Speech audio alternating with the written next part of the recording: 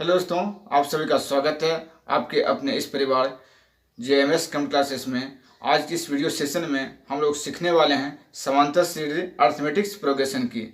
जो विद्यार्थी 2023 के क्लास 10 के एग्ज़ाम देने वाले हैं उन सारे विद्यार्थियों के लिए ये वीडियो बहुत ज़्यादा इंपॉर्टेंट होने वाले हैं। तो हमारे इस चैनल से कंटिन्यू बने रहिए और सीखते रहिए। और यदि इस चैनल को सब्सक्राइब नहीं किए तो चैनल को भी जरूर सब्सक्राइब कर दीजिएगा।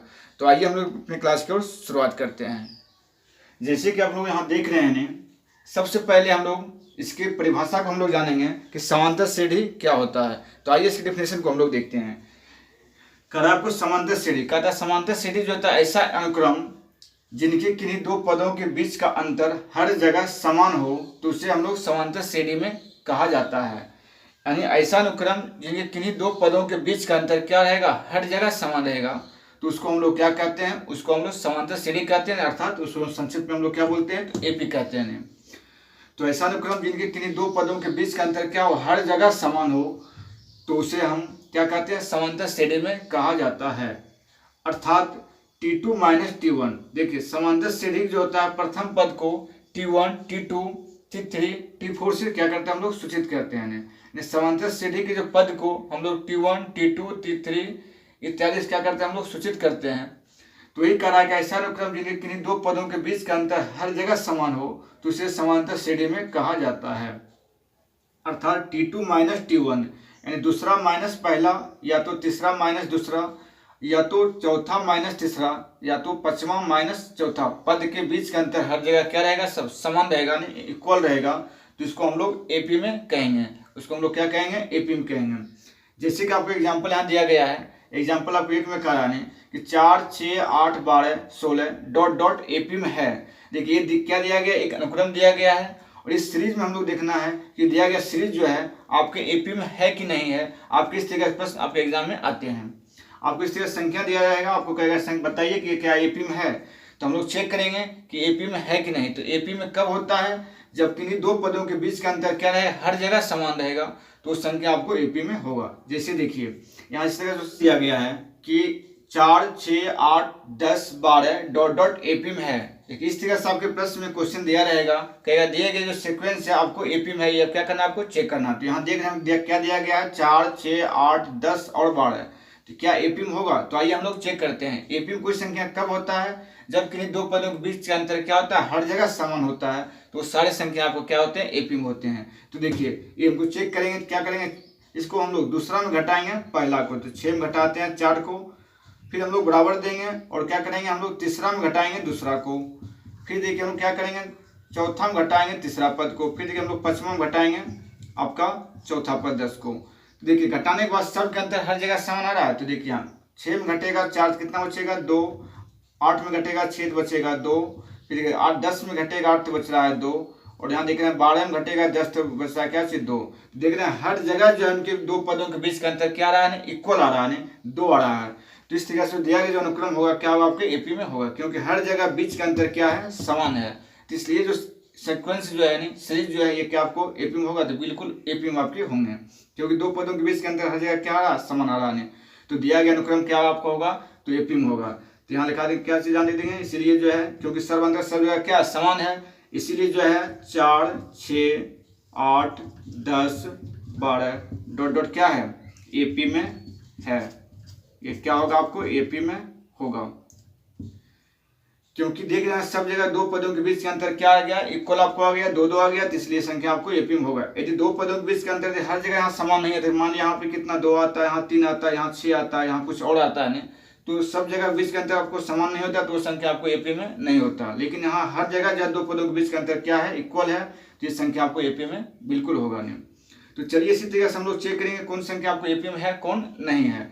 आइए हम इससे कुछ जानते हैं फॉर्मूला के बारे में, इसमें जो इंपॉर्टेंट फॉर्मूले क्या होते हैं। तो सबसे पहले इसमें हम लोग जानेंगे सार्वंतर, कि सार्वंतर हम लोग किसको कहते हैं, किसके बारे में हम लोग जानेंगे, सार्वंतर के बारे में। तो आइए हम लोग सार्वंतर के बारे में जानते हैं।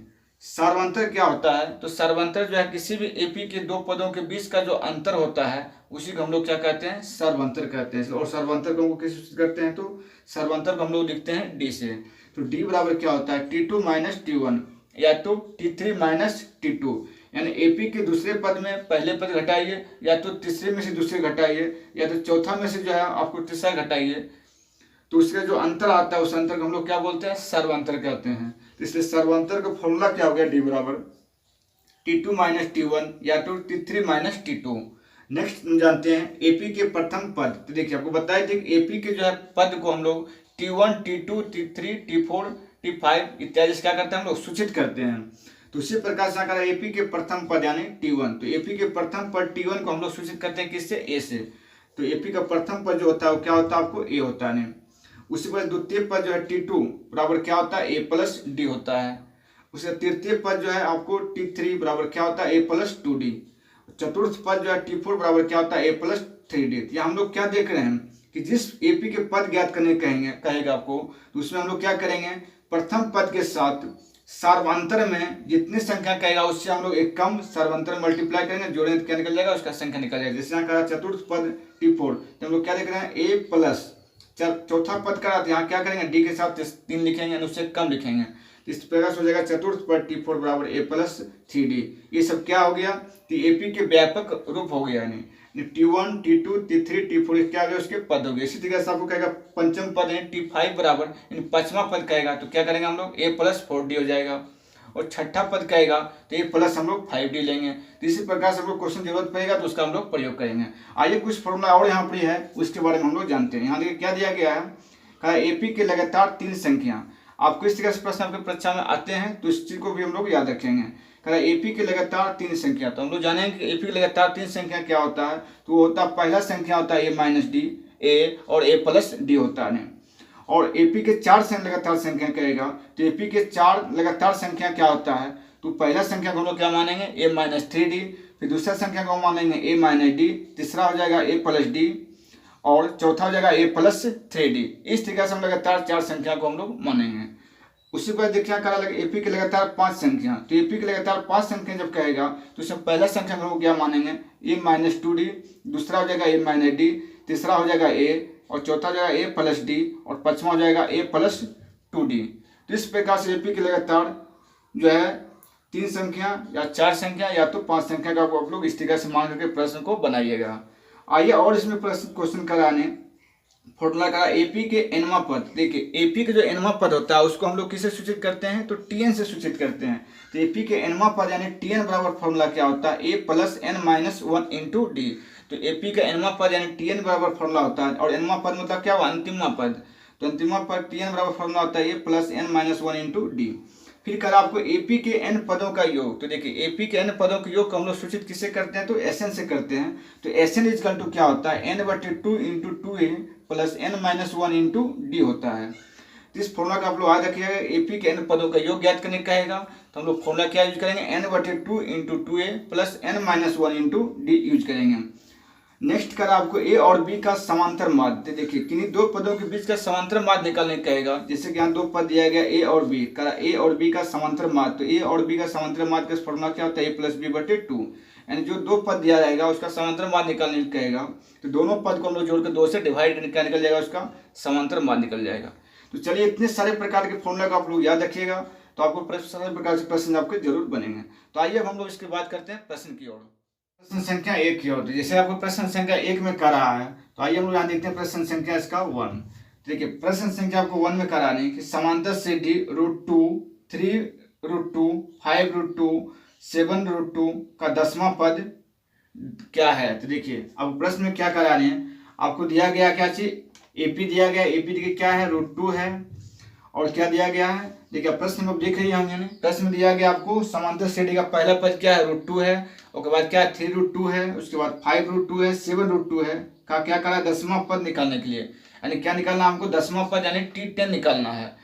तो किसी भी जो है एपी के पद निकालने के लिए सबसे पहले हम लोग प्रश्न में दिया हुआ उससे क्या निकालेंगे, प्रथम पद और सर्वांतर को ज्ञात करेंगे। तो देखिए हम लोग जानते हैं जो मतलब आपको अनुक्रम श्रेणी दिया रहता है उसका पहला संख्या क्या होता है, आपको पहला संख्या हम लोग बोलते हैं प्रथम पद यानी ए बोलते हैं। तो इसमें ए का मान कितना दिया गया है, एक मान दिया गया है √2, यानी एपी का पहला जो पद होता है वो ए होता है, आपको ए होता है यानी प्रथम पद होता है। उसके बाद इसमें क्या हम लोग निकालेंगे, डी निकालेंगे यानी सर्वांतर। तो देखिए डी बराबर आप लोग क्या बताया कि T2 माइनस T1, यानी दिया गया जो है एपी का दूसरा पद यदि पहले पद को घटाइएगा तो क्या निकलेगा आपको सर्वांतर निकलेगा। तो देखिए दूसरा पद क्या है, 3√2 है। 3√2 में पहला पद √2 घटाएंगे, कितना आ जाएगा आपको, 2√2 आ जाएगा। नहीं तो 2√2 क्या इसका हो गया, यानी सर्वांतर हो गया, यानी डी का मान हो गया। निकालना क्या हमको, 10वां पद यानी T4 निकालना। क्या निकालिएगा, ये T10 का मान। तो देखिए T10 निकालने के लिए हम लोग क्या जानते हैं, फॉर्मूला जानते हैं, Tn इजकल टू।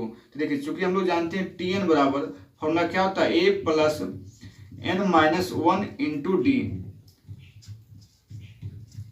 फॉर्मूला क्या हो गया, Tn बराबर a plus n-1 into D. तो चलिए इस फॉर्मूले पे क्या करते हैं, इसके मान को हम लोग पुट करते थे। देखिए यहाँ पे a का मान कितना दिया गया, a का मान लिखा हुआ है √2 प्लस n का मान नहीं दिया गया है। हाँ n का मान कितना दिया गया आपको, 10, क्योंकि आपको क्या निकालना है, T10 निकालना है। तो T10 इजकल टू n की जगह पर हम लोग 10 लेनी है, तो जगह यहाँ पे 10 - 1 गुना देखिए क्या है d का मान कितना है 2√2। तो देखिए आप यहाँ पे इसको हल कीजिएगा, 2√2 रह जाएगा, यहाँ घटेगा आपको 10 में घटेगा कितना जाएगा 9, तो 9 दूना हो जाएगा आपको 18। कितना हो गया, 9 दूना 18, तो 18 रूट हो जाएगा 2। अब देखिए √2 और 18√2 दोनों जोड़िएगा तो 18 कितना हो जाएगा 19, तो यहाँ कितना जाएगा 19√2। तो इस प्रश्न का जो 10वां पद क्या होगा, तो 10वां पद आपको 19√2 होगा।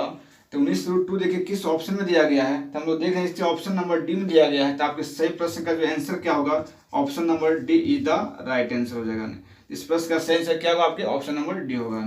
तो इसी प्रकार से आप लोग प्रश्न को बनाइएगा। तो आइए हम लोग जानते हैं इसके प्रश्न संख्या दूसरे 2 की ओर। तो यहाँ पर हम देख सकते हैं प्रश्न संख्या 2। तो देखिए प्रश्न संख्या इसके 2 क्वेश्चन कराने, प्रश्न संख्या आपके 2 क्वेश्चन क्या कराने, तो यहाँ पर हम लोग इसके प्रश्न संख्या 2 की बात करते हैं।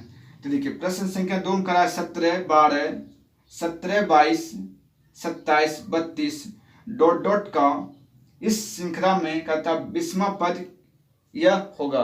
क्या निकालना है इसमें, हमको 20वां पद निकालना था। आपको देखिए इसमें सीरीज दिया गया, सीरीज क्या है 17 है, 22 है, 27 है और 32 डॉट डॉट का कहता है इस श्रृंखला में सीरीज में कहता है 20वां पद क्या होगा। नहीं तो देखिए हम बताए थे आपको, सबसे पहले हम लोग क्या निकालते हैं, प्रथम पद। तो एपी का जो पहला संख्या होता है प्रथम पद कहलाता है। तो एक मान इसमें कितना दिया गया, तो एक मान हो जाएगा आपको 17। और दूसरा चीज क्या निकालेंगे हम इससे, सर्वांतर निकालेंगे। क्या निकालिएगा, सर्वांतर। तो सर्वांतर का सूत्र क्या होता है, d बराबर T2 - T1। तो दूसरा में से पहला घटा लीजिएगा, तो 22 में से घट गया आपको 27, कितना बचेगा, देखिए 22 में घटाइएगा 27 आ जाएगा आपको 5। तो डी का मान कितना आ गया 5 है। निकालना क्या हमको 20वां पद यानी T20। तो देखिए Tn बराबर फॉर्मूला को बताए थे a plus n-1 into D. तो इसी तरह से हम लोग क्या करेंगे, हमको निकालना है T20। तो T20 बराबर क्या हो जाएगा a प्लस, तो एक मान हो जाएगा 17 n-1 इंटू डी। तो देखिए 20 में यदि 1 घटाते हैं तो आ जाएगा कितना 19। तो n-1 मतलब 20 घटाओ 1 हो जाएगा 19 गुने डी का मान कितना देखिए है 5। और दोनों को मल्टीप्लाई कीजिएगा तो 17 हो जाएगा, 19 बचे हो जाएगा 95। दोनों के ऐड कीजिएगा कितना जाएगा 7 5 12 के 2 10 और 1 11, तो 112 हो गया। तो देखिए इसका आंसर क्या हो जाएगा, इस प्रश्न का जो सही आंसर कितना जाएगा आपको 112। चलिए इसको यहाँ पे हम लिख देते हैं 112। तो देखिए 112 किस ऑप्शन में दिया गया, तो देखिए इसका ऑप्शन नंबर सी में दिया गया। तो इस प्रश्न का जो सही आंसर क्या होगा, option number C is the right answer हो जाएगा। नहीं तो इसका ऑप्शन सी जो होगा इस प्रश्न का सही आंसर होगा। तो चलिए इस प्रश्न को आप समझ गए हैं। आइए नेक्स्ट क्वेश्चन जानते हैं प्रश्न संख्या 3 की ओर। तो आइए आप देख सकते हैं प्रश्न संख्या 3। देखिए प्रश्न संख्या को 3 क्वेश्चन कराने कि समांतर श्रेणी 142, 148, 154 डॉट डॉट का 12वां पद क्या होगा। देखिए ये भी प्रश्न आपको सेम ही है, एक अनुक्रम दिया गया है और कहता है उसका क्या निकालने के लिए 12वां पद। तो सबसे पहले हम लोग क्या निकालते हैं, ए प्रथम पद। तो प्रथम पद कितना दिया गया है 142 दिया गया है। उसके बाद क्या निकालते हैं सर्वांतर यानी डी। तो डी बराबर हम लोग क्या जानते हैं T2 - T1। तो दूसरा में पहला घटाइएगा तो 148 में घटाइएगा कितना 142, तो कितना आ जाएगा 148 में 142 को घटाइएगा तो कितना आपको आएगा 6 आ जाएगा। तो इसका सर्वांतर कितना हो गया नहीं 6।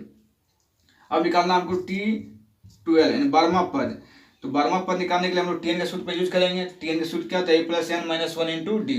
तो n की जगह हम लोग कितना लेंगे 12 लेंगे। तो पहले कहता है a, तो एक मान हो गया 142 प्लस n-1। तो n का मान 12 हो गया, 12 में ये घटेगा कितना जाएगा आपको 11 गुना क्या होता है डी का मान कितना है 6। अब देखिए 11 गुना 6 की जगह 66, ये कितना हो गया 142 प्लस हो गया 66, दोनों को ऐड कर दीजिएगा नहीं तो 4 2 8 हो जाएगा नहीं, और ये हो जाएगा एक, देखिए 4 2 8 और ये हो गया 6 4 10 के 0, 1 और 2 208। तो देखिए किस ऑप्शन में 208 दिया गया था, हम देखें इसका ऑप्शन नंबर सी में दिया गया है। तो इस प्रश्न का भी सही आंसर क्या होगा, option number C is the right answer होगा। नहीं तो चलिए इतने सब प्रकार के प्रश्न को आप समझ गए होंगे। तो इसी प्रकार से आपके प्रश्न परीक्षा में एग्जाम में आपको आते हैं, तो आप इस तरीके से सॉल्व कीजिएगा। तो चलिए आज की वीडियो में हम लोग यहीं तक रखते हैं, फिर हम लोग मिलते हैं इसके नेक्स्ट वीडियो में। जब तक के लिए जय हिंद, वंदे मातरम।